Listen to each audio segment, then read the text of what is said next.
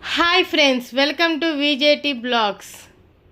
నిన్న మేము మా బావగారు వాళ్ళ అమ్మాయిది పుట్టినరోజు అని చెప్పేసి బట్టలు కొనడానికి బీసెంట్ రోడ్ వెళ్ళాము. నిన్న మా టైం ఏం బాగాలేదు ఫ్రెండ్స్. మేము వెళ్ళంగానే వర్షం పడుతుంది. మన బీసెంట్ రోడ్లో చూడండి ఫ్రెండ్స్, ఎంత వర్షం పడితే ఆ మురికి కాలువలో నుంచి వాటర్ వచ్చి మరీ అతి ఘోరంగా ఉందన్నమాట.